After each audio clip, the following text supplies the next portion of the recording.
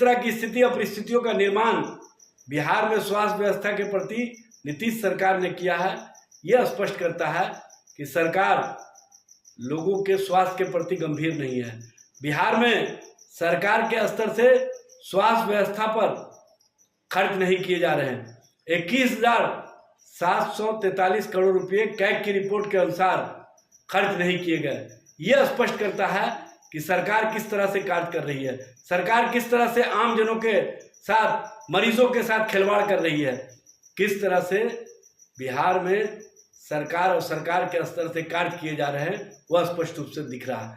बिहार में सरकार की गंभीरता नहीं दिखाने के कारण स्वास्थ्य व्यवस्थाएं पूरी तरह से चरमरा गई है।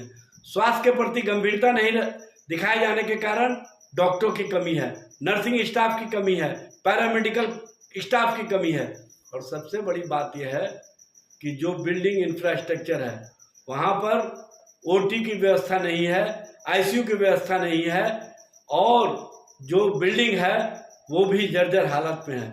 इस तरह की स्थिति और परिस्थितियों का निर्माण बिहार में स्वास्थ्य व्यवस्था के प्रति डबल इंजन सरकार की गंभीरता को दिखाता है। बिहार में स्वास्थ्य व्यवस्था के प्रति नीतीश सरकार कहीं से भी गंभीर नहीं है। नीतीश सरकार सिर्फ और सिर्फ राजनीतिक परसेप्शन खड़ा करने में और पूर्व की बातों को याद करने और कराने में ही विश्वास करती है, जबकि वर्तमान में किस तरह की स्थिति और परिस्थिति का निर्माण बिहार सरकार ने स्वास्थ्य के प्रति कर दिया है, यह स्पष्ट रूप से दिखता है, बताने की आवश्यकता नहीं है।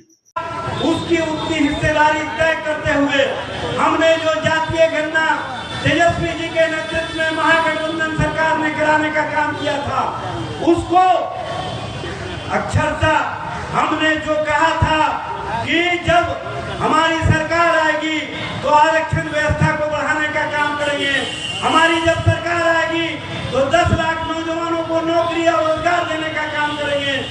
उसको सरकार में आते ही तेजस्वी प्रसाद यादव जी ने जो जातीय गणना करा करके ये कहा था कि जिसकी जितनी संख्या उसकी उतनी हिस्सेदारी तय की जाएगी, और सभी को पता है कि 9 नवंबर 2023 को महागठबंधन सरकार ने तेजस्वी जी के जन्म दिवस के अवसर पर पिछड़ों को, अति पिछड़ों को, दलितों को, आदिवासियों को मुस्कुराने का मौका दिया, उनको हक और अधिकार दिया, उनको बताने का काम किया कि हम जो कहते रहे हैं उसको अक्षरशः लागू करने का काम करेंगे। और तेजस्वी जी ने अपने जन्म दिवस के अवसर पर जो तोहफा दिया था बिहार वासियों को, राज्यवासियों को, वो हमने एक और प्रस्ताव उसमें दिया था। उसी दिन जब हमने 65% आरक्षण की व्यवस्था की थी कि इसको केंद्र सरकार के पास कैबिनेट से हमने प्रस्ताव बना करके भेजा था कि इस आरक्षण व्यवस्था को 9वीं अनुसूची में शामिल कर लिया जाए, लेकिन सबको पता है कि भारतीय जनता पार्टी जो आरक्षण विरोधी सोच रखती है, भारतीय जनता पार्टी जिसकी सोच है कि पिछड़ा, अति पिछड़ा, दलित और आदिवासियों को उसका हक और अधिकार नहीं मिले, इसके लिए उसने राजनीतिक साजिश रचने का काम किया और अपने लोगों के माध्यम से किस तरह से पटना हाई कोर्ट में मामले को ले जाने का काम किया।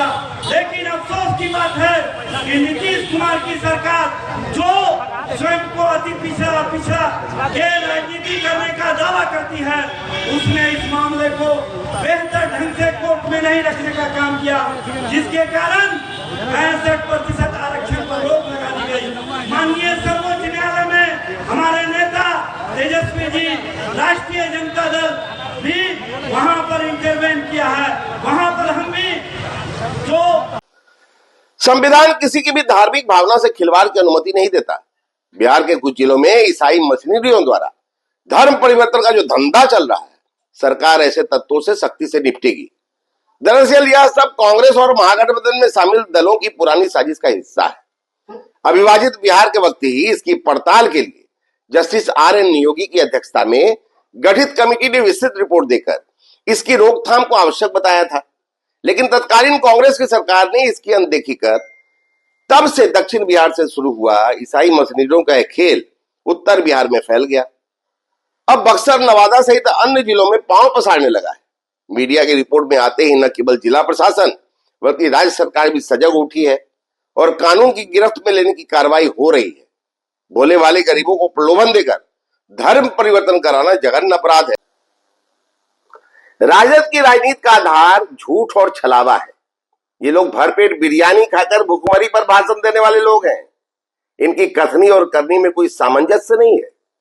राजद के लिए आरक्षण कोई जनहित का विषय नहीं है, बल्कि आरक्षण को लेकर पूरी तरह से राजनीतिक स्वार्थ के लिए इस्तेमाल करना चाहते हैं। इनका असली मकसद आरक्षण के दायरे को बढ़ाना नहीं, बल्कि आरक्षण के मसले पर लोगों को गुमराह करना है। अगर ये वास्तव में जातीय जनगणना कराकर आरक्षण की सीमा को बढ़ाना चाहते तो ये काम उन्हें बहुत पहले यूपीए की सरकार में कर लेना चाहिए था। लेकिन सच तो यह है कि आरक्षण विरोधी हैं। इनका ध्येय लोगों को आरक्षण का लाभ दिलाकर समाज कल्याण करना नहीं, बल्कि आरक्षण के मुद्दे पर लोगों को भ्रमित कर अपना कल्याण करना है। आरक्षण को लेकर धरना प्रदर्शन इनके लिए सिर्फ पॉलिटिकल स्टंट है और अपनी राजनीति को जिंदा रखने का सिर्फ एक उपक्रम है